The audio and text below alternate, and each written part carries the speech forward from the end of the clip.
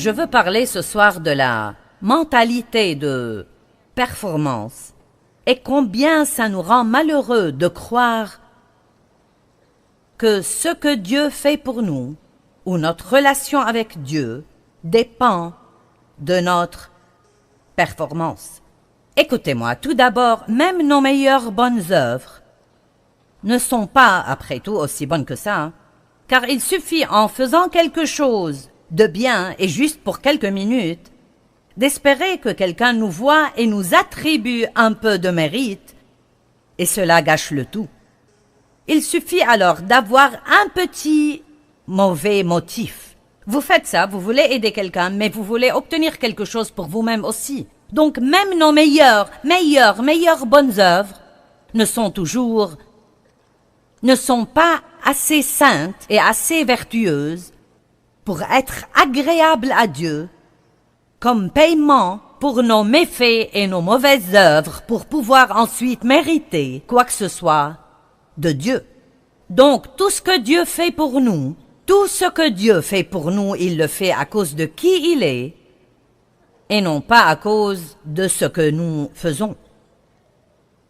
Tout ce que Dieu fait pour nous est parce qu'il est bon et non pas parce que nous sommes bons. Vous me comprenez? Tout ce que Dieu fait pour nous est parce qu'il est bon et non pas parce que nous sommes bons. Maintenant, nous avons une bonté en nous, mais cette bonté est un don de Dieu. Et si nous sommes bons, si nous faisons de bonnes œuvres, ce n'est qu'une manifestation du travail de Dieu dans notre vie et nous n'en avons pas le mérite. Dieu a le mérite et la gloire de toute bonté.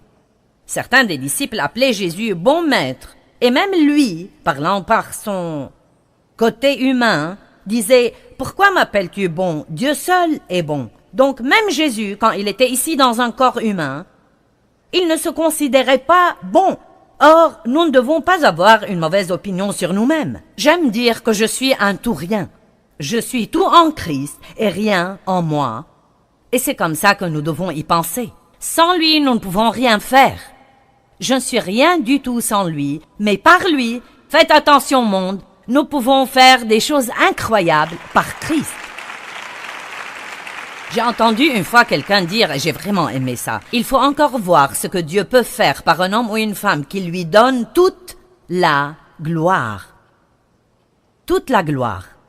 Donc, quand nous essayons de faire de bonnes œuvres, ou que nous nous comportons d'une certaine façon, et je ne parle pas de jouer la comédie, mais je parle simplement des choses que nous faisons. Maintenant, comprenez ça. Nous devons faire de bonnes œuvres. La Bible nous apprend à abonder en bonnes œuvres, à nous préoccuper des autres, à être une bénédiction pour les autres, surtout à ceux de la maison de la foi. Elle nous apprend à lire, à étudier la parole, à prier et à passer du temps avec Dieu. Tout ça, c'est de bonnes choses. Et nous devons faire toutes ces choses. Mais quand nous les faisons, écoutez maintenant, quand nous les faisons, nous ne les faisons pas pour Dieu.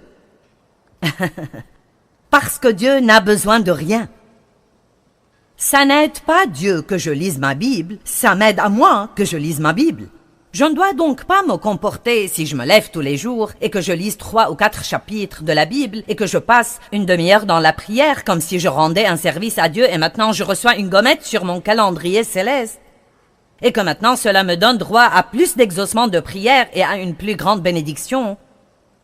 Car Dieu n'a pas besoin que je fasse cela pour lui, il va très bien. J'en ai besoin. Je prie parce que j'ai besoin de prier. Qui d'entre vous ne voudrait pas prier si vous comprenez vraiment que vous avez le privilège de vous approcher avec assurance du trône de grâce et de demander à un Dieu miséricordieux non seulement de vous pardonner vos péchés, mais encore de répondre à vos besoins? Qui ne voudrait pas faire ça? Qui ne voudrait pas étudier la Bible et apprendre à avoir une vie digne d'être vécu? Si vous achetez un article et qu'il ne fonctionne pas chez vous, vous cherchez le manuel pour comprendre ce que vous faites de mauvais. Eh bien, si la vie ne fonctionne pas pour vous, voici un manuel et il ne faut pas très longtemps pour comprendre ce qui ne va pas. C'est littéralement le manuel de la vie. C'est comme ça que vous pouvez avoir une vie qui soit digne d'être vécue. Donc maintenant, Je veux m'assurer que tout le monde comprend ce que j'essaye de dire. Donc, quand nous faisons de bonnes œuvres, et nous devrions les faire, quand nous faisons de bonnes œuvres, nous ne les faisons pas pour obtenir quelque chose de Dieu, car tout ce qui nous vient de lui est un don gratuit par sa grâce et sa miséricorde, parce que nous ne pourrions jamais le mériter. Mais toutes ces choses que nous les faisons à cause de ce qu'il a fait pour nous, en signe de gratitude pour ce qu'il a fait pour nous, parce que nous voulons le glorifier et vivre la vie que son Fils est mort pour nous donner, non pas pour obtenir, mais pour donner. Vous êtes tous avec moi ce soir? Donc, une des plus grandes erreurs que nous puissions faire, c'est de monter sur ce tapis de jogging de la performance, approbation, où nous croyons que quand nous ne nous comportons pas comme il faut, nous n'osons pas nous attendre à quelque chose de Dieu, car nous n'allons pas l'avoir. Dieu est content de vous tant que vous croyez en lui. Maintenant, c'est quoi ce tapis de jogging? J'ai un chapitre entier dans ce livre sur ce tapis de jogging. Permettez-moi de vous le lire un peu. Votre mentalité est telle, je suis endetté, je dois donc travailler? Et je ne parle pas de dette physique, je parle de... Eh bien, je n'ai pas été très bon hier, je dois donc être mieux aujourd'hui. Je vais me lever ce matin et je vais travailler très dur. Je vais donc étudier beaucoup plus, je vais lire plus, je vais faire beaucoup de bonnes œuvres. Je vais vraiment essayer de parler gentiment aujourd'hui. Et puis bon sang, Dieu sera satisfait de moi et content de moi et mes prières seront peut-être exaucées. C'est un tas d'absurdités. Et quand vous êtes béni, si vous croyez que vous êtes béni parce que vous le méritez, il y a quelque chose qui ne va pas. Tous les jours, quand je me réveillais, je sentais que je devais payer tous mes péchés et mes erreurs de la veille. J'ai donc élaboré un plan sur combien je serais bonne, dans l'espoir de récupérer l'approbation et la grâce de Dieu. Pendant ce temps, je fréquentais une église qui enseignait le salut par la grâce et non par les œuvres. Je disais que je croyais ça, mais je ne l'ai pas appliqué. Bien que j'eusse fait quelques bonnes choses, j'ai aussi fait beaucoup de mauvaises choses qui ont éclipsé le peu de bien que j'ai fait. Je n'ai donc jamais réussi. Le lendemain, j'étais toujours endettée de la veille et je devais remonter sur le tapis de jogging. À la fin de chaque journée, j'étais spirituellement, mentalement, physiquement et émotionnellement complètement épuisée d'essayer de plaire à Dieu et cela me rendait grognonne et difficile à vivre et pas très agréable à côtoyer. Est-ce que quelqu'un peut dire « Je comprends ça, sœur Joyce » ? Bon, maintenant. Matthieu chapitre 11, versets 28 jusqu'à 30, de superbes versets. Venez à moi, l'invitation la plus belle dans la parole de Dieu. Venez à moi, vous tous qui êtes fatigués et qui êtes chargés et accablés, et moi je vous donnerai du repos. Je soulagerai et détendrai et rafraîchirai vos âmes. Prenez mon joug sur vous et apprenez de moi, car je suis bienveillant et humble de cœur, et vous trouverez le repos, soulagement et détente et récréation et calme béni pour vos âmes. Car mon joug est aisé, utile, bon, et non pas sévère ou dur ou oppressant, mais il est miséricordieux, confortable, agréable, et mon fardeau est léger et facile à porter. Dieu est en fait vraiment très facile à vivre avec en m'y regardant de plus près. Non mais sincèrement, Dieu n'est vraiment pas difficile à vivre avec. Et il est en fait très facile à vivre avec, car tous les jours il a un lot tout nouveau de miséricorde, juste au cas où nous avons utilisé celui d'hier. Ses compassions sont nouvelles tous les jours. Il est bienveillant et miséricordieux et bon et gentil et aimant et patient. Pourquoi alors laisser le diable nous coincer dans cette peur? Cette peur vague comme quoi chaque fois que nous faisons une erreur, Dieu sera vraiment fâché. J'y repense maintenant et je pense, comment ai-je pu perdre tant d'années de ma vie à être si malheureuse en croyant ça? Et je prie de tout mon cœur que Dieu utilise ce livre et ces messages pour libérer d'innombrables centaines de milliers de personnes de ce tapis de jogging, de performance et d'échec et de culpabilité et de condamnation, et d'en descendre en rampant et d'y remonter et de faire ça encore et encore et encore une fois. Je veux que vous soyez à l'aise avec Dieu. Je veux que vous arrêtiez de compter ce que vous faites de mauvais et de compter ce que vous faites de bien et que vous veniez simplement à lui. Amen. Maintenant, Monsieur Ironside, un écrivain dont j'ai lu beaucoup de livres dernièrement, il était un professeur merveilleux de la Bible et il dit de Matthieu 11, 28 jusqu'à 30 que dans ces versets nous trouvons deux types de repos, un double repos. Nous trouvons tout d'abord le repos de la conscience, où nous pouvons avoir la paix, même quand nous péchons, car nous pouvons aller à Dieu, nous repentir et savoir que nous sommes pardonnés. Ce repos de la conscience est merveilleux, n'est-ce pas? Croyez-moi, il n'est pire oreiller sur lequel poser la tête que l'oreiller de la culpabilité, de se coucher en sachant que vous avez fait un gâchis des choses et ne pas savoir comment recevoir la bonté et la grâce et le pardon de Dieu. C'est un oreiller dur pour dormir toute la nuit. Je suis donc reconnaissante de la miséricorde de Dieu, de sa grâce et son pardon, et je suis non seulement reconnaissante de pouvoir être pardonnée, mais aussi d'apprendre que selon la parole, je suis morte au péché et que je peux en fait le surmonter. Cela ne signifie pas que je peux être sans péché et ne jamais rien faire de mauvais, mais que je peux m'améliorer et vous aussi. Il y a des choses dans nos vies que nous pouvons surmonter. Nous ne devons pas rester les mêmes et continuer à lutter avec les mêmes trucs idiots, encore et encore et encore. Qui a un problème dans sa vie en ce moment et aimerait vraiment en finir? Mauvaise humeur, impatience, une sorte de dépendance. Bon, voyons. Vous savez quoi? Vous pouvez aller au-delà de ça. Vous ne devez pas y rester coincé. Ne chantez pas simplement des cantiques sur la manière dont vous avez vaincu, parce que nous sommes tous en fait plus que vainqueurs par Christ. Ne restez jamais coincé dans la pensée. Je suis coincé dans ceci et je ne peux jamais en sortir. Ça ne va jamais changer. C'est un mensonge de l'enfer. La seule chose qui ne change jamais, c'est Dieu. Mais nous pouvons changer. Les gens dans notre vie peuvent changer. Nos circonstances peuvent changer. Nos habitudes peuvent changer. Le péché n'est pas mort. Il est bien vivant sur la planète Terre, mais nous sommes morts au péché. Il y a une partie de nous, la partie régénérée de nous, qui ne veut pas pécher. Et plus vous croyez ça, plus vous confessez et vous dites « je suis mort au péché », plus vous vous considérez comme mort au péché.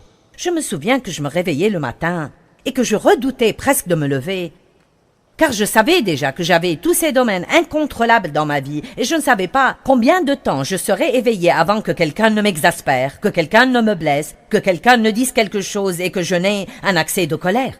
Quelqu'un sait de quoi je parle? Et vous savez quoi? Je n'ai pas peur de me lever maintenant parce que je sais que je suis morte au péché et je sais que quand je me sens tentée, je peux commencer à prier Dieu de m'aider et je peux m'attendre à avoir beaucoup de victoires. En fait, je n'ai pas trop de journées parfaitement parfaites, mais je ne compte plus de toute façon, donc je m'en fiche.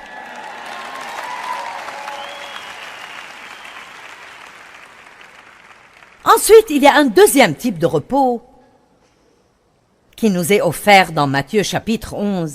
Et c'est le repos que nous pouvons trouver, la paix qui surpasse toute intelligence, quand nous avons des circonstances puantes et moches qui devraient nous inquiéter et devraient nous embêter et devraient nous préoccuper et devraient nous effrayer. Et pourtant, nous n'avons rien de tout ça, parce que nous savons que, tout d'abord, pour être franche avec vous, les problèmes font partie de la vie.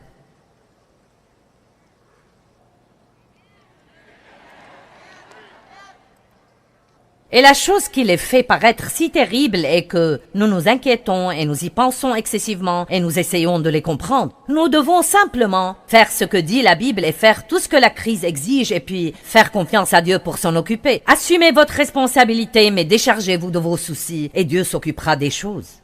Donc j'ai fait une petite chose, juste une petite chose dernièrement. Je l'ai mentionné hier soir mais je voudrais en parler. C'est mon journal intime pour cette année.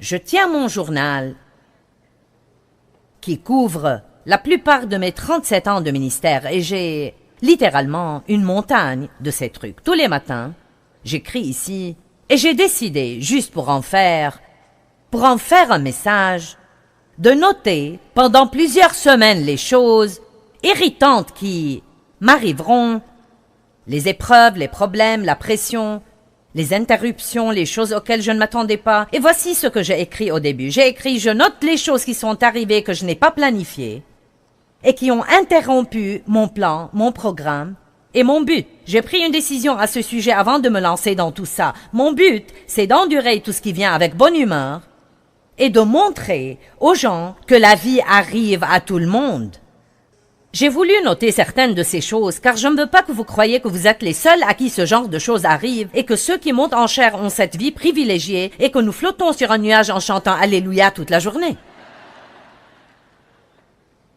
La vie arrive à chacun de nous, et la raison pour laquelle elle semble si mauvaise est à cause de notre attitude envers elle. Mais dans Matthieu 11, Dieu nous offre une paix qui surpasse toute intelligence. Il dit « Venez à moi et vous trouverez le repos pour vos âmes. » Vous devez donner des vacances à votre âme. Vous pouvez partir en vacances et vous allonger sur la plage, mais ne jamais donner des vacances à votre âme, car vous vous absentez du travail pour vous allonger quelque part et vous inquiéter pour vos problèmes. Je vais prendre un jour de congé aujourd'hui pour comprendre cette chose. Eh bien oui, c'est vraiment un congé. Vous reviendrez au travail plus fatigué que vous ne l'étiez si vous n'aviez pas pris ce congé. Amen? Nous devons donc donner des vacances à notre âme. Et vous savez quoi? Je dirige maintenant avec beaucoup d'aide. J'étais autrefois capable de dire que je le dirigeais, mais je ne fais plus vraiment ça. Mais j'ai évidemment beaucoup de responsabilités pour un ministère mondial et je le fais en vacances. Certains de vous me regardent comme... Je ne parle pas d'aller s'allonger sur la plage quelque part, ce n'est pas le genre de vacances dont je parle. Je parle en fait de « mon âme est en vacances ». Je peux vous dire que je suis ici ce soir et que je suis aussi libre que je puisse l'être. Non mais je n'ai pas une seule pensée d'inquiétude au sujet de ce que vous pensez de moi.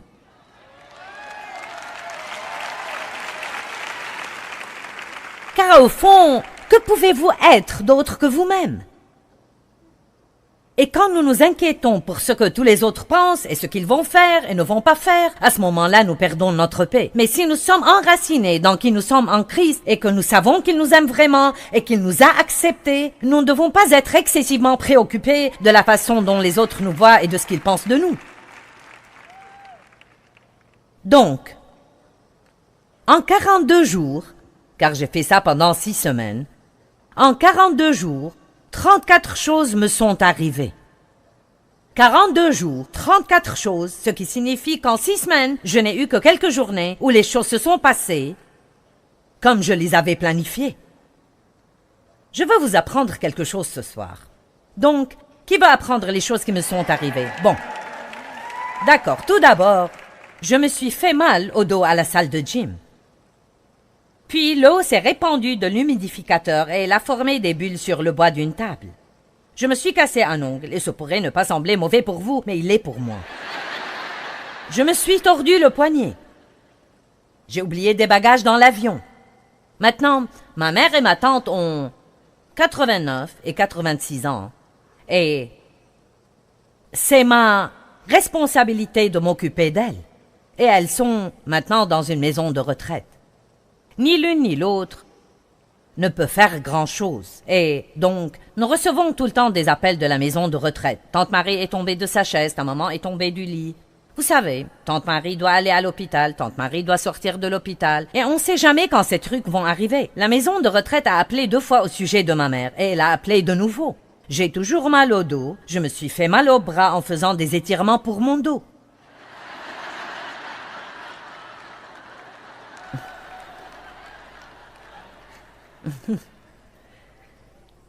J'ai renversé une boisson vitaminée rouge sur un canapé blanc. Dave a percé la fenêtre d'une femme par une balle de golf.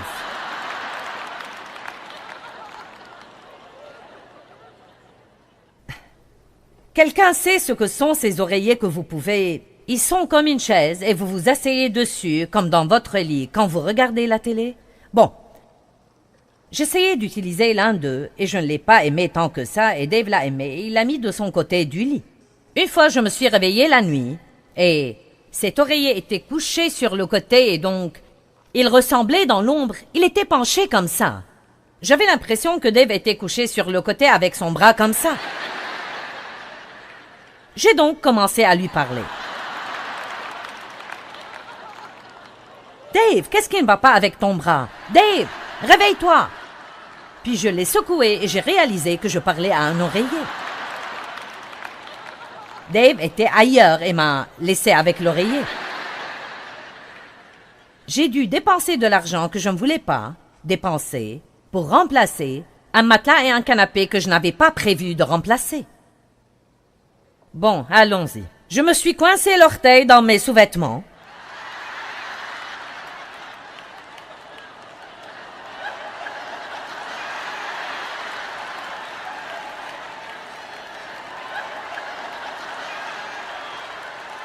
Et je me suis froissé le tendon dans ma petite... Je me le suis coincé entre mon petit orteil et celui d'à côté et je sautillais avec ça.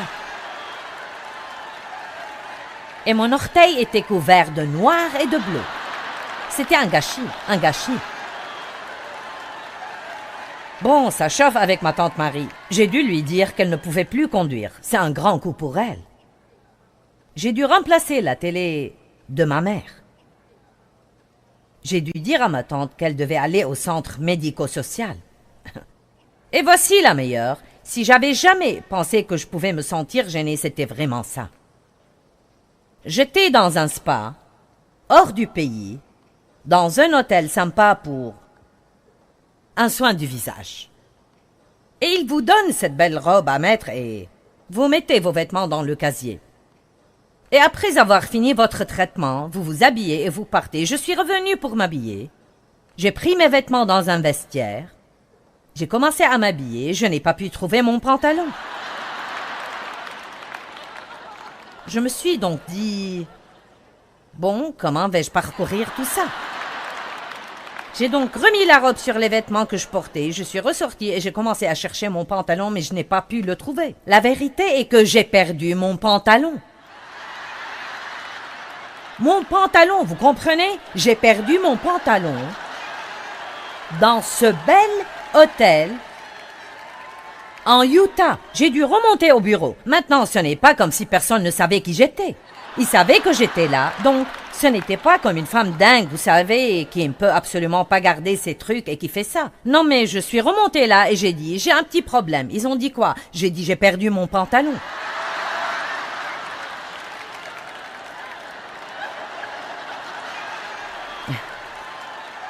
Bref, ils m'ont dit de passer au magasin de cadeaux et ils m'ont donné un nouveau pantalon.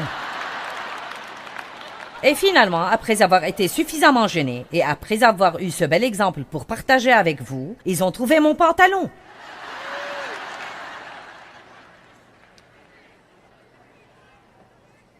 Il était en fait bien plié sur le bureau, sous le cahier de rendez-vous tout ce temps. Je ne sais pas pourquoi je ne l'ai pas mis dans mon casier et quelqu'un l'a ramassé et l'a pris à la réception. Ma mère a perdu les lunettes que nous avions achetées à 400 $. Elle les a accidentellement jetées à la poubelle. Notre eau a été coupée 24 heures. Ma tante a eu un zona autour des yeux et elle est allée chez un spécialiste. Une situation à laquelle je n'attendais pas est arrivée au travail et ce n'est pas toujours bon. Dave a dû se faire opérer au dos. Ma tante a dû se faire hospitaliser d'une pneumonie. Je suis allée en Indonésie qui est en fait très loin et beaucoup d'heures de vol. Quelque chose comme, combien c'était? 42 heures et 7 jours de vol. Je suis arrivée et pour la première fois en 10 ans, la ville a été inondée. Et nous étions là pour des conférences. Je suis rentrée et après 3 heures à la maison, j'ai reçu un appel pour prendre tante Marie de l'hôpital. J'ai eu avec un employé un problème. Le site web a été en panne pour 2 jours, le téléphone a été arrêté. J'ai heurté l'orteil contre le pied du canapé, mais ce n'était pas celui que je me suis coincé dans mes sous-vêtements. Donc, de toute façon, vous comprenez, je ne vais même pas finir ça, j'ai eu un virus à l'estomac et autre chose. Maintenant, voici la chose qui est si belle dans Matthieu 11. À dire vrai, si je n'avais pas noté ça dans mon journal exprès, je ne me serais rappelé rien de tout ça. Ça n'aurait même pas été un souvenir pour moi. Je n'aurais même pas pu revenir en arrière et le retirer de mon bloc mémoire. Vous savez pourquoi? Parce que chaque chose qui arrivait, je faisais confiance à Dieu et il me donnait la force et la grâce de m'en occuper. Vous avez toujours la grâce pour faire tout ce que vous devez faire le jour où vous devez le faire. L'amour de Dieu pour vous ne dépend pas de votre performance. Et c'est une excellente nouvelle. Donc, quelle que soit votre opinion sur vous-même, ou combien vous êtes déçu, ou combien vous êtes fâché contre vous-même, n'oubliez pas, Dieu n'est pas fâché contre vous.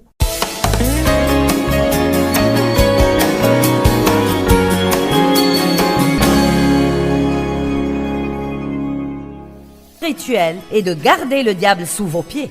L'amour est la forme la plus élevée de combat spirituel.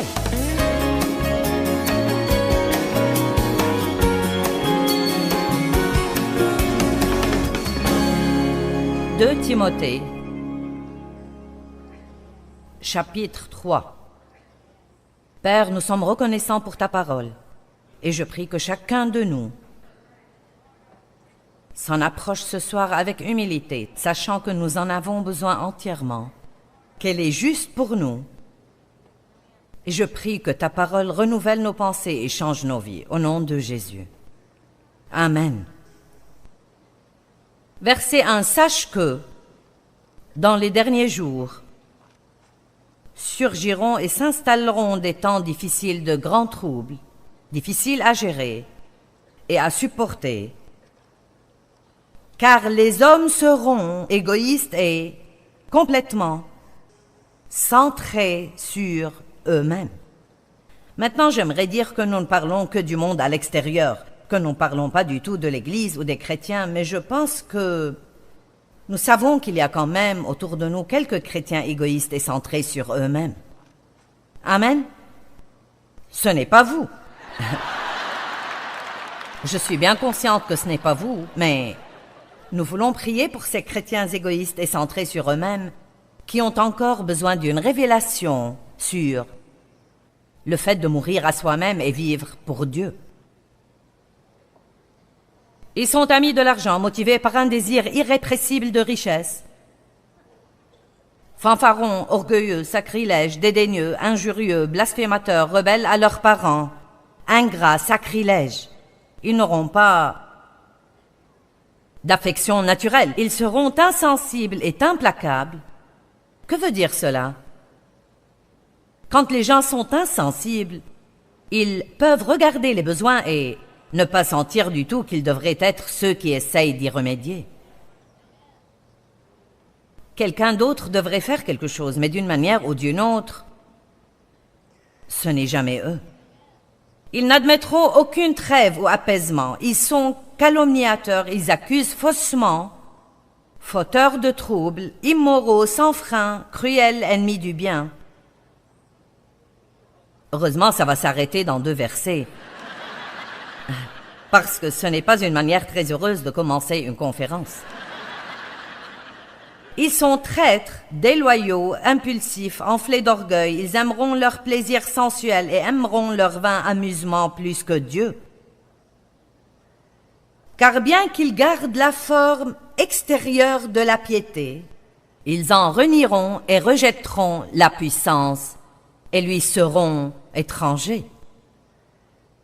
Arrêtons-nous ici. Car bien qu'ils gardent la forme extérieure de la piété, ils renieront la puissance de cette piété. Bien, quelle est la vraie puissance du message de l'Évangile? C'est le message de l'amour. C'est la chose que Jésus a dite, je vous donne un nouveau commandement. Un nouveau commandement. Aimez-vous les uns les autres comme je vous ai aimés. C'est à ceux-ci que les hommes sauront que vous êtes mes disciples. Nous pensons que nous avons besoin que quelqu'un nous aime, mais nous avons besoin de quelqu'un à aimer. Et ça, tout le monde peut le trouver. Il n'y a personne dans le monde qui ne puisse trouver quelqu'un à aimer, parce que le monde entier désespère d'être aimé. Bon, vous me regardez avec l'air de dire « je me demande où elle veut en venir. » Donc écoutez, j'ai écrit un livre il y a 2 ans intitulé « La révolution de l'amour ». Et C'était la plus mauvaise vente de livres. Non, mais les ventes étaient mauvaises. Vraiment mauvaises. Et le plus que nous n'ayons jamais vendu à une conférence était 112, on me l'a dit. Et vous savez, quand vous avez 7, 8, 9, 10 000 personnes dans le bâtiment, ce n'est pas très impressionnant. Vous dites, ce doit être un livre mauvais, pourquoi vous m'en parlez? Eh bien, parce que je n'en ai pas vendu, pas parce qu'il était mauvais. Je n'en ai pas vendu parce qu'en réalité, les gens pensent sincèrement que ce n'est pas un message important. Ou alors, ils pensent qu'ils savent déjà tout sur l'amour. Mais si c'était le cas, si vraiment si chaque croyant, si tous ceux qui se considèrent eux-mêmes comme croyants en Jésus sortaient dans leur coin du monde en marchant dans l'amour, je dis que la plupart de l'humanité serait déjà sauvée et nous n'aurions absolument pas dans notre société le désordre que nous avons aujourd'hui.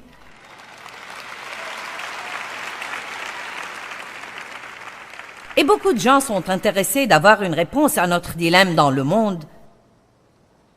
D'un point de vue spirituel, je crois que la réponse à ce dilemme est vraiment de sortir de notre société et de représenter le Christ, pas juste d'avoir un tas de religions mortes et sèches, mais vraiment d'avoir le caractère de Dieu, développé dans notre vie, marchant avec les fruits de l'esprit, dont la Bible dit qu'aucune loi n'est contre les fruits de l'esprit. Quand nous marchons dans l'amour, il est vraiment impossible pour les gens de trouver quelque chose de mal chez vous.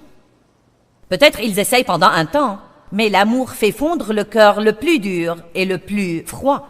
Mais ça doit être l'amour véritable. Donc j'appelle la conférence de ce soir. Qu'est-ce que l'amour véritable? Vous savez, il y a des magazines « Amour véritable »,« Vraie histoire d'amour ». Donc, je déduis que s'il y a l'amour véritable, il y a un amour qui n'est pas vrai. S'il y a une vraie histoire d'amour, il y en a une fausse. Donc, la sorte d'amour qui n'est pas bonne est celle dont nous parlons, qui n'a pas d'effet du tout. C'est juste une conversation, c'est juste un sermon.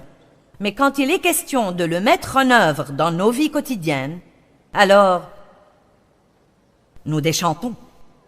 Donc, vous savez quoi, je suis furieuse contre le diable. Et je vais prêcher sur l'amour ce soir, jusqu'à ce que les gens se lassent de m'entendre prêcher ou bien vont le mettre en pratique.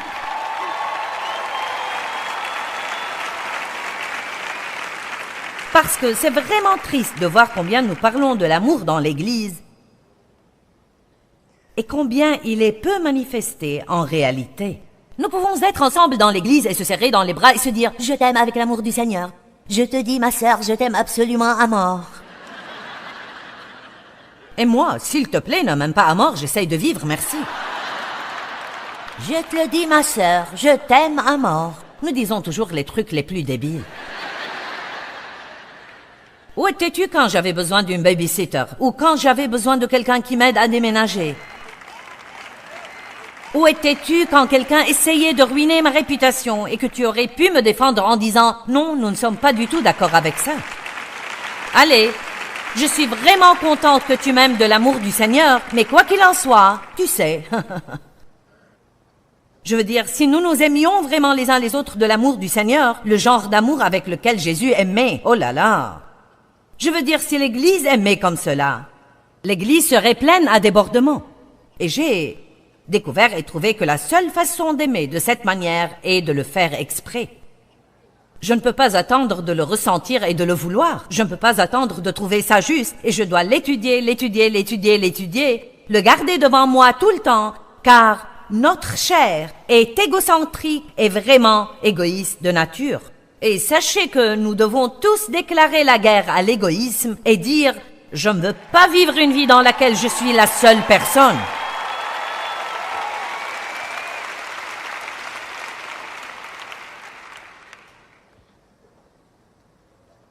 La Bible dit que l'amour est la chose la plus excellente. Regardez 1 Corinthiens 12, verset 31.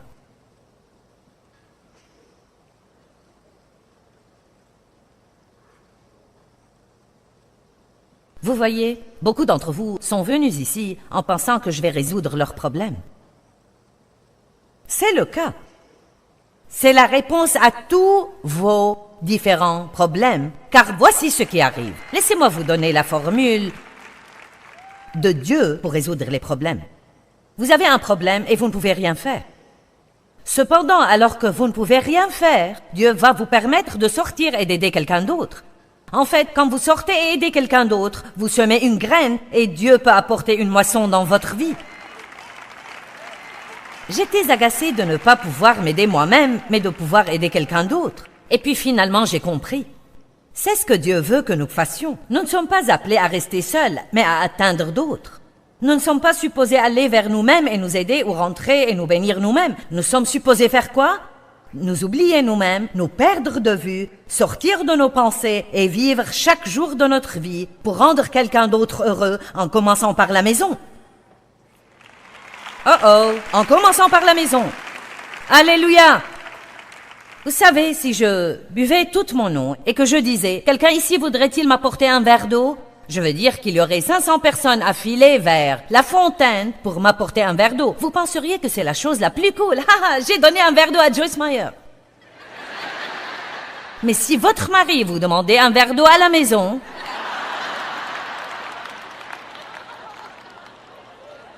qui crois-tu que je suis, ton esclave? Sers-toi toi-même.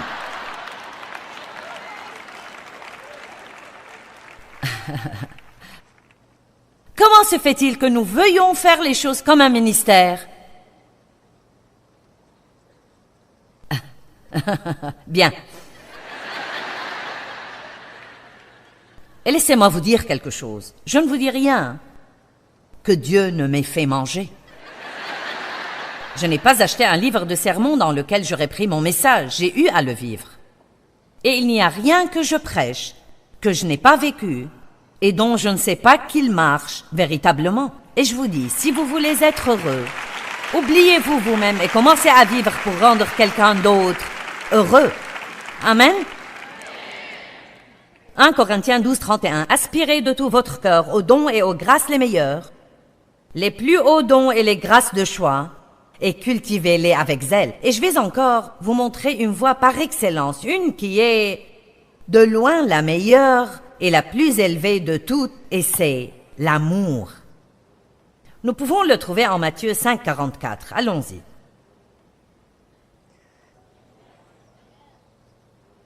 Qui pense qu'il a besoin de cela?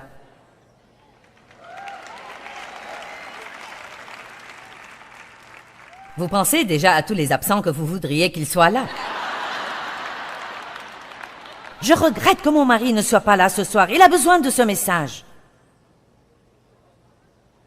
Qui a déjà pensé à quelqu'un que vous voudriez qu'il soit là ce soir? J'aurais aussi aimé qu'il soit ici, mais le fait est que vous êtes ici, et je suis ici, donc nous devons en avoir besoin. Matthieu 5, 44 à 47.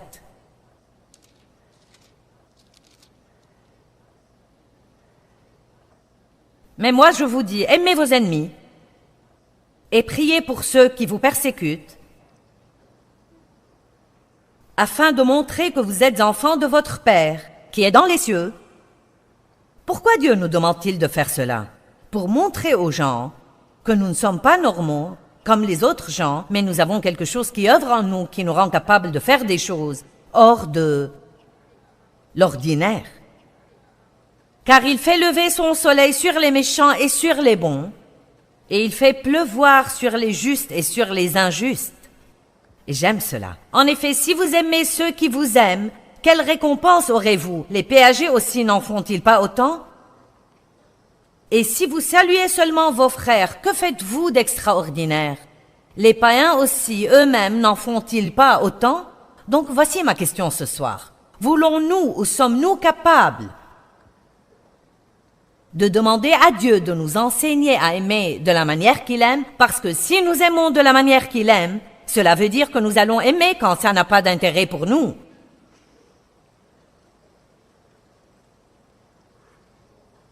Bonjour à vous tous.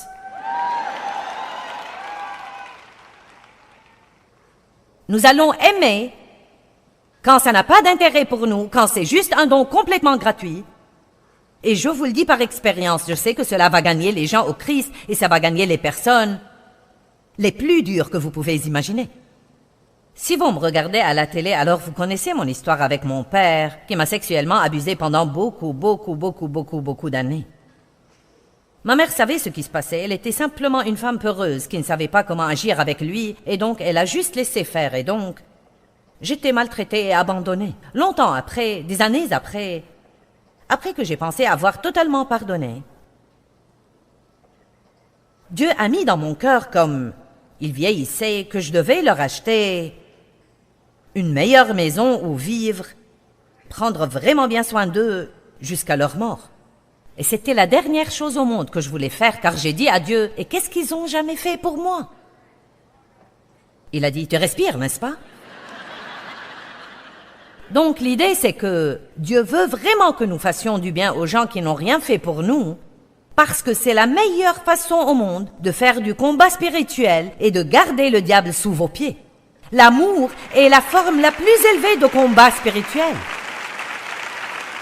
Si vous pensez que vous faites quelque chose d'intelligent en restant en colère contre quelqu'un et en essayant de vous venger de lui, c'est absolument la pire chose que nous pouvons faire contre nous-mêmes. Ça empoisonne nos vies quand nous faisons ça et c'est basé uniquement sur des émotions. Je sens.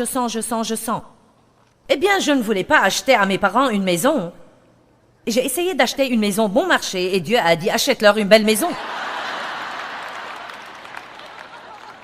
Et ce n'était pas comme si nous étions très riches pour qu'on achète des maisons aux gens. Ça allait coûter en fait tout ce qu'on avait. Et j'ai pensé, bon, sûrement Dave va me dire non. Comme ça, je m'échapperai. Et il m'a dit, si tu penses que c'est Dieu, tu ferais mieux d'obéir. Et je me disais, je ne veux pas obéir. Pour finir l'histoire rapidement, ça a pris 3 ans.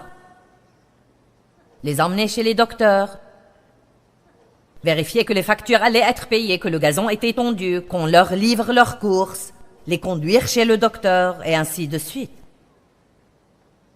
Et finalement, un matin, ma mère a dit « Ton père a beaucoup pleuré toute la semaine. Il veut que tu viennes, il veut te dire quelque chose. » Toutes ces années, mon père ne s'était jamais excusé auprès de moi. Il n'avait pas admis ce qu'il avait fait. Et ce jour-là, avec des larmes, il a dit « Pardon pour ce que je t'ai fait quand tu étais petite. » Il a demandé que l'on prie avec lui. Il a reçu Christ. Nous l'avons baptisé 10 jours plus tard.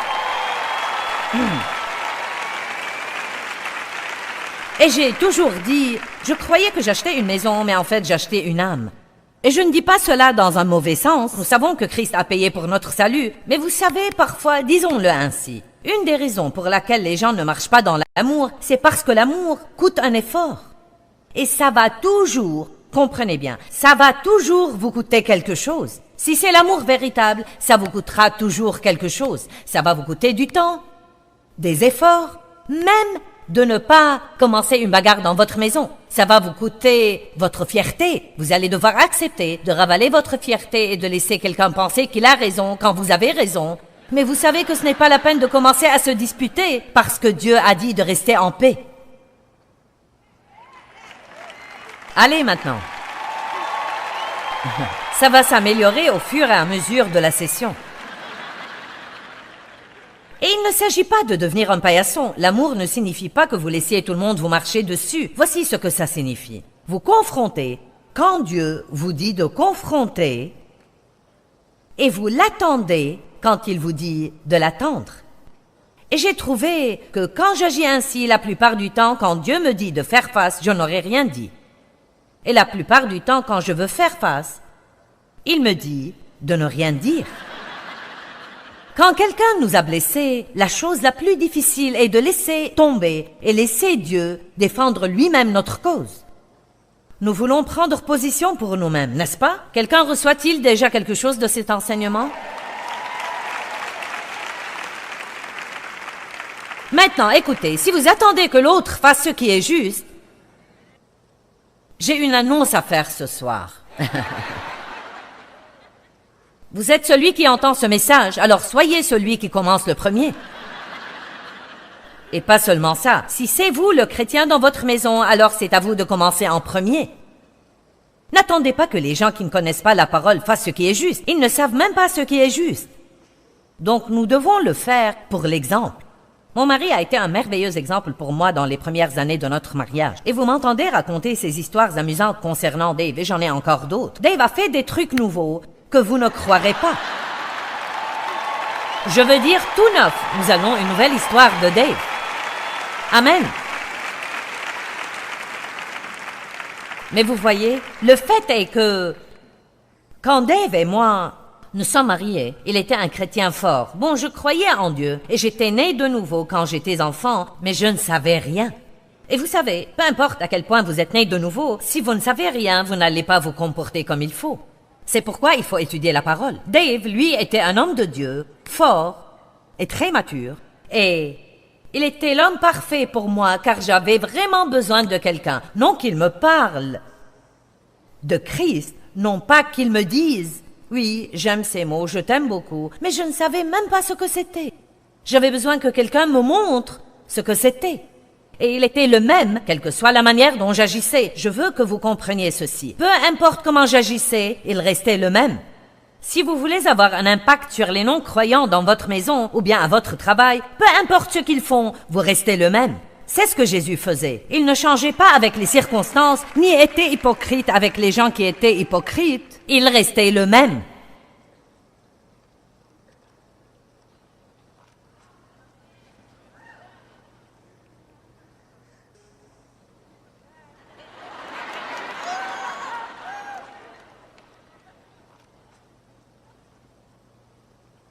Oh Jésus, je veux juste être comme toi. Je te soumets tout. Vous voyez, c'est ce que j'appelle une religion hypocrite. Et ne vous méprenez pas, j'y ai participé pleinement aussi. C'est juste que nous apprenons ces comportements artificiels et ces petites paroles chrétiennes. Je t'aime de l'amour du Seigneur. Mais dites-moi, qu'est-ce que c'est que ça? Et où es-tu quand j'ai besoin de toi? Où es-tu quand il faut que quelqu'un défende ma réputation? Où es-tu quand j'ai besoin que quelqu'un reste simplement avec moi 1 heure parce que j'ai l'impression que j'agonise? Et je préférerais que tu ne me prêches pas, mais que tu sois là avec moi.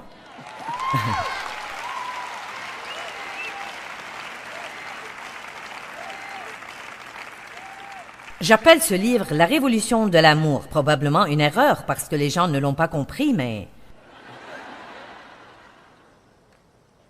J'ai utilisé le mot « révolution » parce que c'est un changement soudain dans la façon dont les choses sont habituellement faites.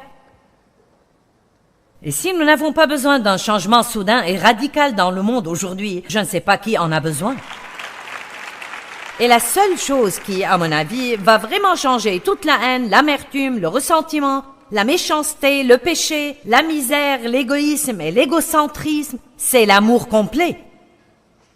Et il va falloir que beaucoup de chrétiens veuillent allumer leur lampe, sortir dans le monde et agir comme Jésus. Ça ne viendra pas en prêchant aux gens tout en ne faisant rien.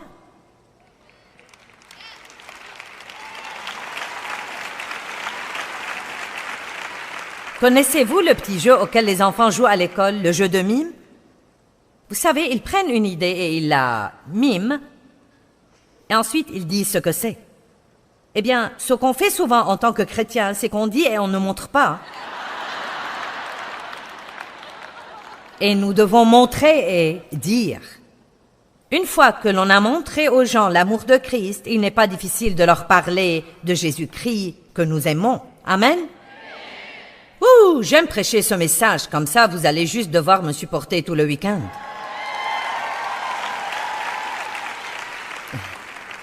En Matthieu 22, 36, on demande à Jésus, quel est le commandement le plus important, le plus grand? Quel commandement est le plus grand et a le plus de poids? Quel commandement est grand et important? Lequel est le principal? Certains commandements sont légers, lequel a du poids? J'aime ça. Oui, apporte-nous une parole de poids, ma sœur. Il lui répondit, tu aimeras le Seigneur ton Dieu de tout ton cœur, de toute ton âme et de toute ton intelligence et tes pensées. Un autre verset dit « de toute ta force ». C'est là le grand commandement le plus important, le premier. Un second, cependant, lui est semblable. Tu aimeras ton prochain comme tu t'aimes toi-même. Si vous avez une guerre en vous, vous vivez sous la condamnation tout le temps, vous avez honte de qui vous êtes et vous ne vous aimez absolument pas, alors vous avez besoin de mettre ce message sur l'amour de côté. Ne le jetez pas. Mettez-le juste de côté et mettez la main sur un bon enseignement. J'en ai quelques-uns, d'autres personnes en ont. Concernant le fait de vous accepter vous-même du fait de ce que Christ a fait pour vous, en apprenant qui vous êtes en Christ, ayez une bonne relation avec vous-même, une bonne relation avec Dieu, et ensuite vous êtes capable de sortir et d'attaquer le monde avec l'amour de Dieu. Amen. Bien, la chose la plus importante que nous pouvons faire dans le monde entier, et c'est quelque chose qui met un sourire sur la face de Dieu, c'est d'apprendre comment marcher vraiment dans l'amour véritable. Et l'amour véritable ne consiste pas juste à parler, mais c'est des actes. Nous devons apprendre à faire le pas dans l'amour et influencer la vie des autres personnes par l'amour de Dieu.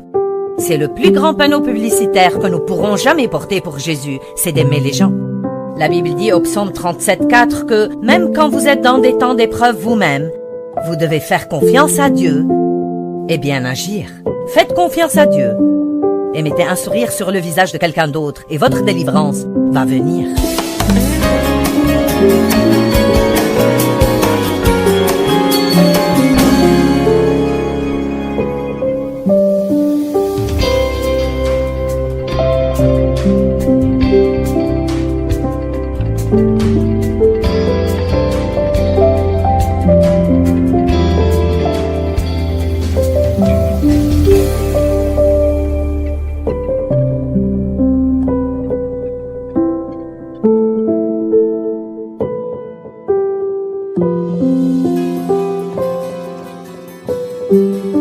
Et la seule chose qui, à mon avis, va vraiment changer toute la haine, l'amertume, le ressentiment, la méchanceté, le péché, la misère, l'égoïsme et l'égocentrisme, c'est l'amour complet.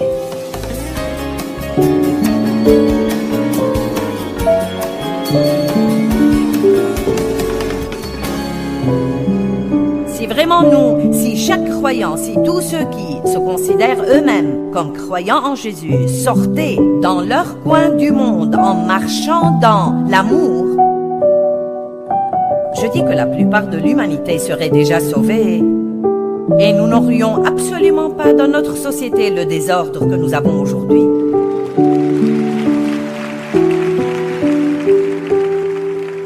Et beaucoup de gens sont intéressés d'avoir une réponse à notre dilemme dans le monde. D'un point de vue spirituel, je crois que la réponse à ce dilemme est vraiment de sortir de notre société et de représenter le Christ. Pas juste d'avoir un tas de religions mortes et sèches, mais vraiment d'avoir le caractère de Dieu, développé dans notre vie, marchant avec les fruits de l'esprit, dont la Bible dit qu'aucune loi n'est contre les fruits de l'esprit. Quand nous marchons dans l'amour, il est vraiment impossible pour les gens de trouver quelque chose de mal chez vous. Peut-être ils essayent pendant un temps, mais l'amour fait fondre le cœur le plus dur et le plus froid. Mais ça doit être l'amour véritable. Donc j'appelle la conférence de ce soir. Qu'est-ce que l'amour véritable? Vous savez, il y a des magazines « Amour véritable »,« Vraie histoire d'amour ». Donc, je déduis que s'il y a l'amour véritable, il y a un amour qui n'est pas vrai. S'il y a une vraie histoire d'amour, il y en a une fausse. Donc, la sorte d'amour qui n'est pas bonne est celle dont nous parlons, qui n'a pas d'effet du tout. C'est juste une conversation, c'est juste un sermon. Mais quand il est question de le mettre en œuvre dans nos vies quotidiennes, alors nous déchantons. Amen. Et vous savez, il y a beaucoup de choses à apprendre pour être un chrétien puissant. Je veux dire, j'ai des milliers de messages que j'ai prêchés, et ils sont tous vitaux, et ils sont tous bons. Mais vous savez, certains jours, quand je me sens juste, vous savez, oh là là, Dieu, je ne sais pas si je vais le faire jusqu'au bout. Il y a ce message, et celui-là, et celui-là. Je me ressens juste sur avancer dans l'amour. Si vous marchez dans l'amour, vous allez accomplir tout le reste. Amen. Aimez Dieu. Aimez votre prochain comme vous vous aimez vous-même. Ça reste simple pour moi. Donc, depuis un bon nombre d'années durant ma vie, j'ai essayé de me concentrer, plus que toute autre chose dans ma vie personnelle, sur aimer les gens et tous les gens que je rencontre dans ma vie personnelle. Car croyez-le ou non, je ne vis pas dans la petite boîte. J'ai vraiment une vie personnelle. Ils me laissent sortir de l'écran de télé de temps en temps. Les gens sont étonnés quand ils me rencontrent quelque part. C'est comme si je n'étais supposée être que dans cette boîte. Croyez-moi, j'ai une vie personnelle. Et dans ma vie personnelle, j'essaie toujours de m'atteler à valoriser tous les gens que je rencontre ou qui m'entourent. Et je vous dis la vérité, dans le naturel, je ne suis pas une extravertie ni amicale. Je préfère me tenir devant une foule de gens que d'essayer de faire connaissance avec une seule. Je n'ai pas peur des gens, mais je suis juste comme cela. Je ne suis pas une optimiste vraiment amicale. Je veux dire, nous sortons au restaurant et Dave est en train de parler à la serveuse. Où allez-vous à l'école? Et qu'est-ce que vous étudiez? Et d'où venez-vous? Et qu'est-ce que vous allez faire dans la vie? Et moi, Dave, s'il te plaît, pouvons-nous commander, manger et sortir d'ici? Et lui, bon, j'essaie juste d'être amical. Je vous dis que le pasteur Mike, le pasteur qui était ici, monte dans l'ascenseur et se fait un ami avant d'en sortir. Donc, je vous fais juste comprendre que vous n'avez pas besoin que ce soit votre don naturel. Ce ne l'est pas. Vous auriez probablement... Mon penchant naturel serait de sortir en société, faire du shopping, faire mes trucs, ne pas parler beaucoup à personne, juste faire ce que j'avais prévu de faire le boulot et rentrer à la maison. Mais, en fait, j'ai appris que je peux avoir une influence sur la vie des gens juste en étant amical. Donc, j'ai appris à l'être. Et j'essaie de vous faire comprendre que même si quelque chose n'est pas un don naturel pour chacun de vous, si c'est quelque chose que Dieu vous conduit à faire, nous pouvons apprendre à le faire. Amen. Amen. Amen. Alors vous tous, ceux qui sont nés amicaux, vous êtes au-dessus de tout ça. Et certains d'entre vous, les gens plus intérieurs, bien...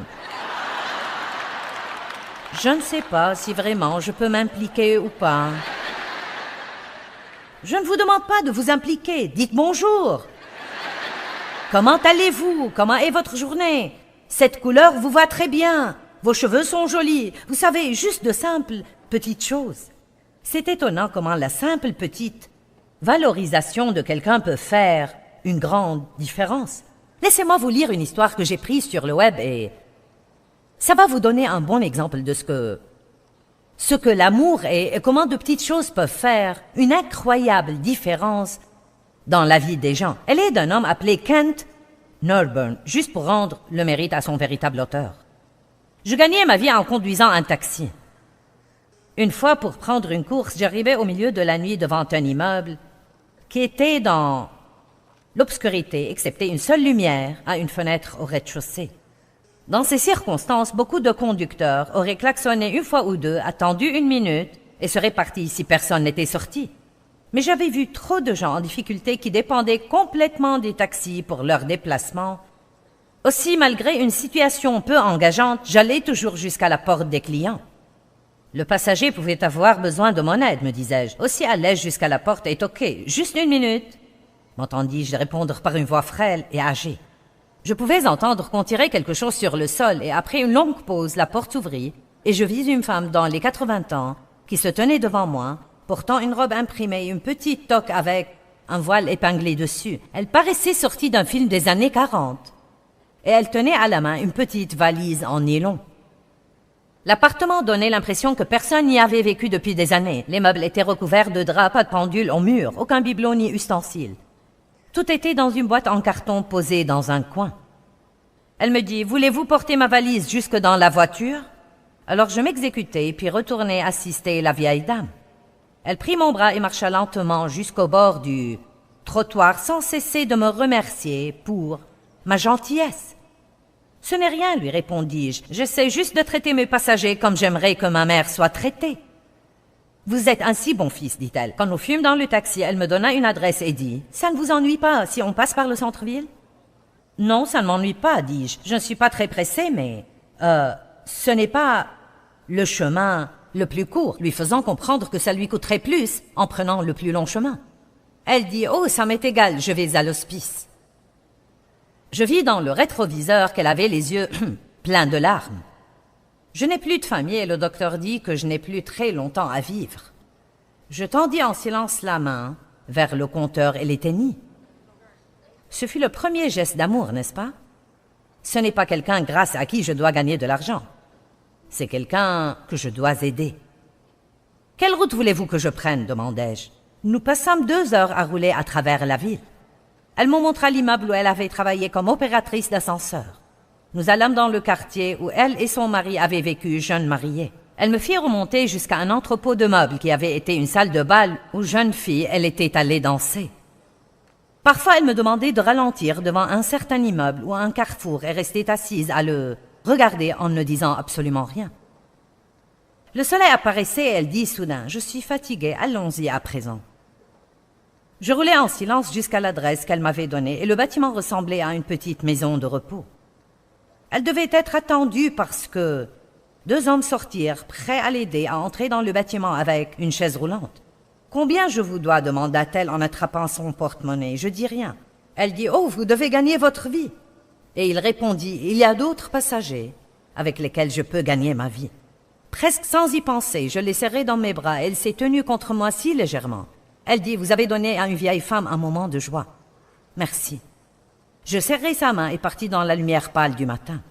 Je ne travaillais pas ce jour-là. Je roulais juste, sans but dans mes pensées, pour le reste de la journée. Et si cette femme avait eu un chauffeur en rogne, ou même impatient de finir sa tournée? Et si j'avais refusé de prendre la course, ou que je n'avais klaxonné qu'une fois et était parti? Et voici la partie que j'aime. Quand j'y pense, je ne crois pas que j'ai fait quelque chose de plus important dans ma vie que cette seule action. Nous pensons que nos vies se résolvent autour de grands moments, mais les grands moments nous attrapent sans que nous en ayons conscience, magnifiquement enveloppés dans ce que nous appellerions de petits moments. Laissez-moi vous dire quelque chose, ce dont je vous parle ce soir. Oui. Amen. Ce dont je parle à nous tous ce soir. Et vous savez, s'il y a quelqu'un dans la pièce qui n'en a pas besoin, vous pouvez me renvoyer votre témoignage parce que je serai simplement contente de me prêcher cela à moi-même. Chaque fois que j'enseigne sur l'amour, chaque fois que j'étudie à nouveau sur l'amour, ça me revigore et ça me rappelle vraiment que c'est une des choses les plus importantes que nous pouvons faire dans nos vies. Et ce n'est pas toujours dans les grandes choses.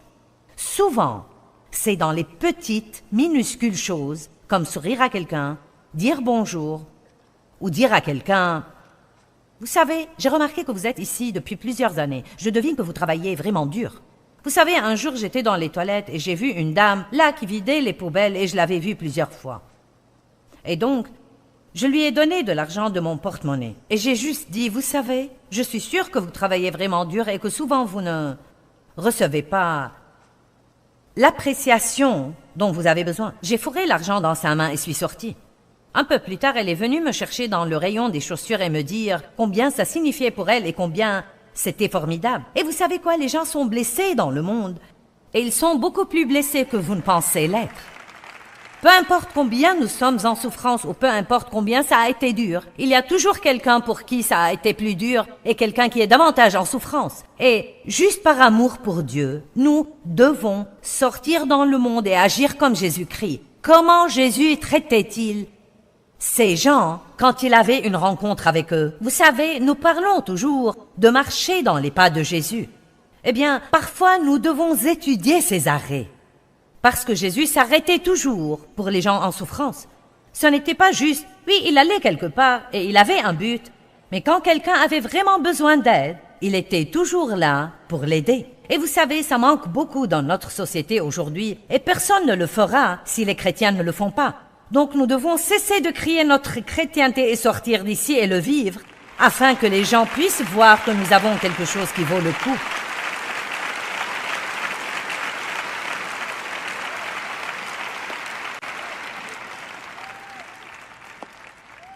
La Bible nous enseigne dans 1 Corinthiens 14:1 que nous devons rechercher cet amour, le rechercher, le désirer de toutes nos forces. C'est une des choses qui m'a aidé en étudiant la marche dans l'amour, probablement plus que toute autre chose. C'est de réaliser que c'est quelque chose que je dois faire volontairement et non pas attendre l'envie de le faire. Ce n'est pas quelque chose dont j'attends de vouloir le faire. C'est quelque chose que je fais. Ne priez pas juste Dieu de vous bénir. Priez que Dieu fasse de vous une bénédiction partout où vous allez. Et c'est bien de prier que Dieu vous bénisse. Tous les jours, je dis, Dieu, je te prie de me bénir et je te demande de faire de moi une bénédiction partout où je vais. Ne me laisse pas sortir dans le monde et agir comme si je n'avais pas d'yeux et d'oreilles. Aide-moi à entendre ce que disent les gens. Aide-moi à voir leurs besoins et aide-moi à bien les combler. Ne priez pas que Dieu comble les besoins de quelqu'un si vous pouvez le faire et ne le voulez pas. Oh, je dois le répéter. Il n'est même pas nécessaire de prier que Dieu comble les besoins des gens si nous pouvons le faire et ne le voulons pas. Tu ne peux pas tout faire, c'est juste, vous ne pouvez pas tout faire, mais vous feriez mieux de ne pas faire rien. Il y a une différence entre penser que l'on doit tout faire et ne rien faire. Je ne peux sûrement pas tout faire pour tout le monde, mais je refuse de ne rien faire pour personne. Amen. L'indifférence trouve une excuse, mais l'amour trouve toujours une manière de faire. Nous avons tous notre petit sac d'excuses. Nous l'avons avec nous. Il est invisible, vous ne le voyez pas comme quelque chose que vous faites, mais nous en avons un sous la main. Et quand quelqu'un veut que nous fassions quelque chose que nous ne voulons pas, nous y mettons directement la main et nous... Voyons voir, nous faisons... Oh, voyons, ça va être trop difficile. Ou pourquoi pas... Je ne connais personne d'autre qui fait cela. Bien raison de plus pour le faire. Ou pourquoi pas... Je n'ai jamais fait cela avant. Et j'adore ceci. J'ai trop de problèmes personnels de mon côté. J'ai trop de problèmes pour m'impliquer auprès de toi. Oui, voici une parole de Dieu, tu vas les garder aussi. Tu vas garder ces problèmes et en avoir un tas d'autres avec si tu ne commences pas à faire quelque chose pour les autres. La seule façon d'être délivré est en aidant d'autres personnes. Si vous saviez combien je suis sérieuse, je vous le dis, je me moque du genre de problème que vous avez.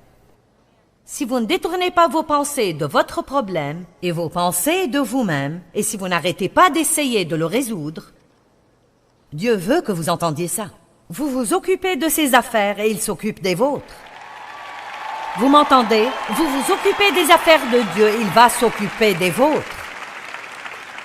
Psaume 37:3 dit « Fais confiance au Seigneur, agis comme il faut. » Fais confiance au Seigneur, agis comme il faut. J'aime ça. Ce n'est pas juste de faire confiance à Dieu. Pendant que vous faites confiance au Seigneur, soyez une bénédiction pour quelqu'un d'autre.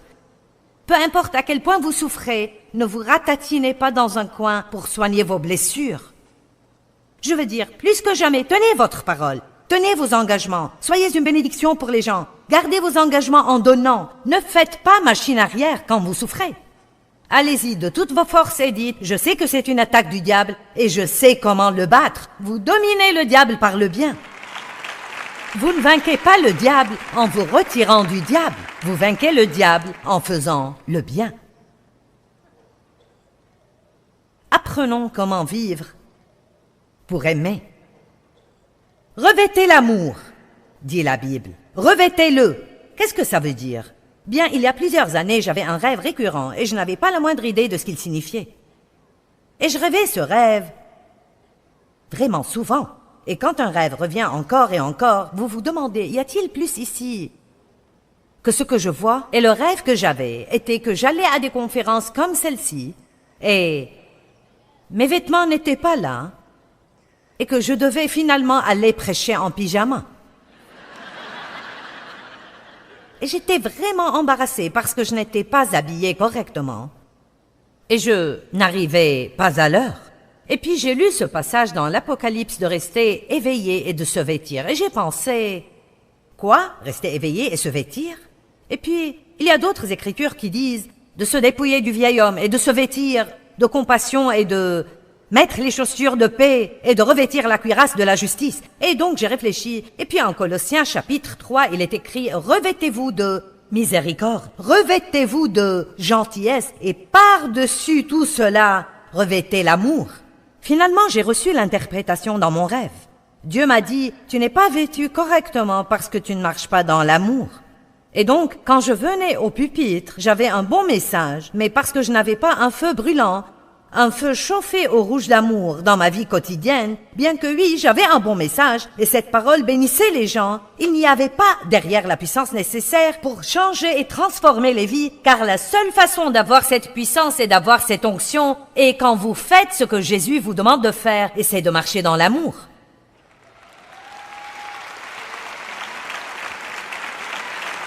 Je voudrais que vous commenciez à saisir une lueur de comment vos vies pourraient changer, comment votre puissance grandirait si vous consacriez votre vie à marcher dans l'amour, vivre dans l'amour, V dans l'A.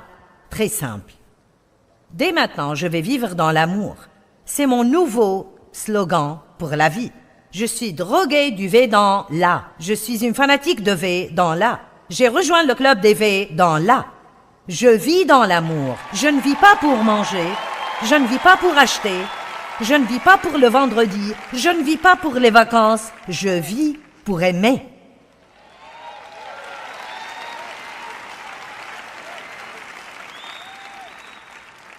Et après 3 jours à faire ça, vous allez en avoir marre et dire « Ben, tu sais, donner ceci et faire cela et personne ne fait rien pour moi. » Non, souvenez-vous le genre d'amour de Dieu.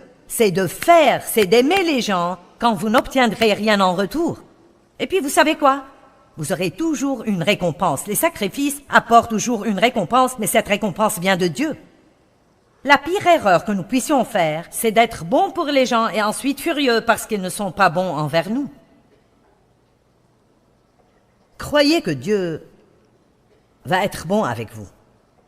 Oui, Dieu veut que nous soyons bénis. Oui, il veut nous guérir. Oui, il veut nous délivrer. Oui, il veut nous promouvoir au travail. Oui, il veut nous donner le désir de notre cœur. Mais la meilleure chose que vous puissiez faire, c'est de rester occupé avec les affaires de Dieu et de laisser Dieu s'occuper de vos affaires.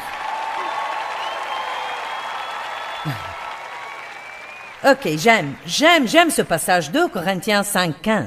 Et il est mort pour tous, afin que ceux qui vivent ne vivent plus par et pour eux-mêmes, mais par et pour celui qui est mort, est revenu à la vie pour eux. Qu'est-ce que ça veut dire?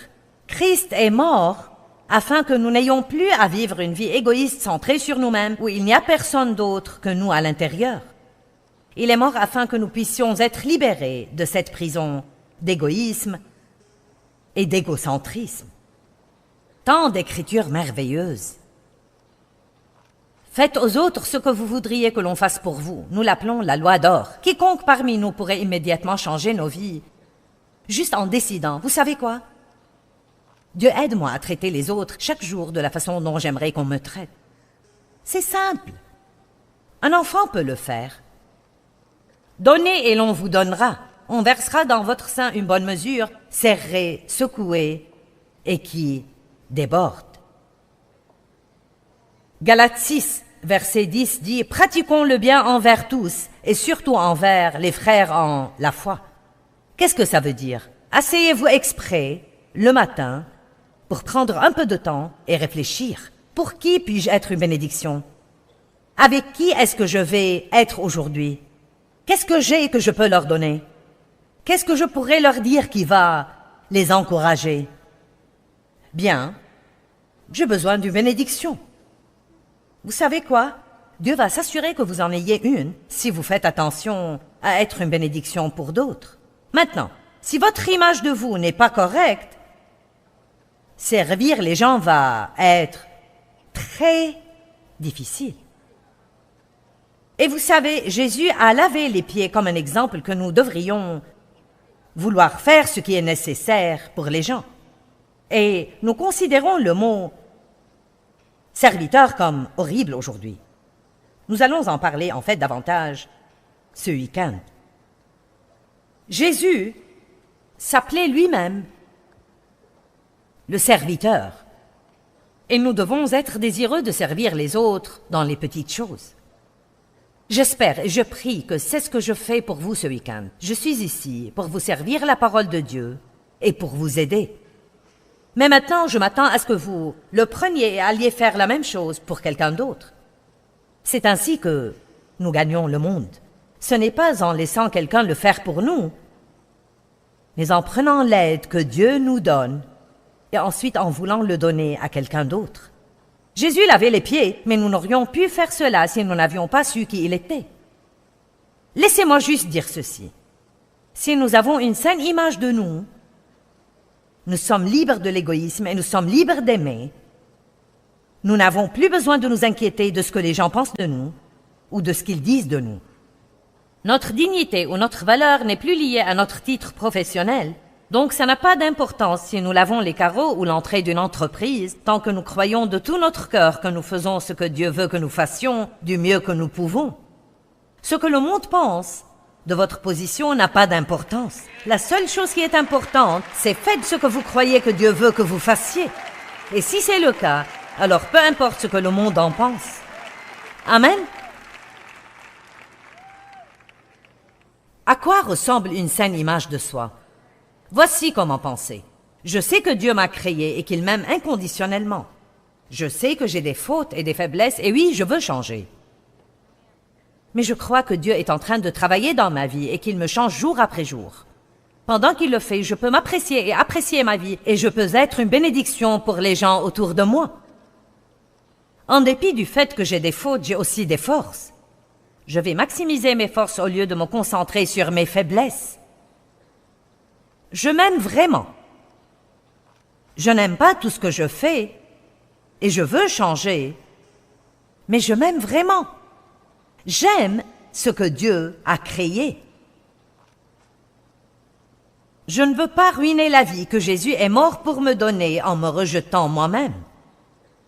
Ma valeur n'est pas fondée sur la façon dont les autres m'ont traité ou sur ce qu'ils pensent de moi ou sur ce qu'ils disent de moi. Elle est basée sur le fait que Dieu m'a créé et que Jésus est mort pour me racheter et qu'il m'aime vraiment et par conséquent je m'aime vraiment et par conséquent je peux aimer les autres à mon tour. Amen. Amen, amen, amen, amen.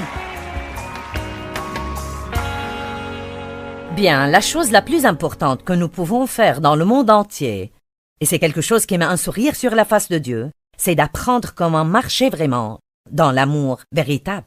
Et l'amour véritable ne consiste pas juste à parler, mais c'est des actes. Nous devons apprendre à faire le pas dans l'amour et influencer la vie des autres personnes par l'amour de Dieu. C'est le plus grand panneau publicitaire que nous pourrons jamais porter pour Jésus, c'est d'aimer les gens. La Bible dit au psaume 37,4 que même quand vous êtes dans des temps d'épreuve vous-même, vous devez faire confiance à Dieu et bien agir. Faites confiance à Dieu et mettez un sourire sur le visage de quelqu'un d'autre et votre délivrance va venir.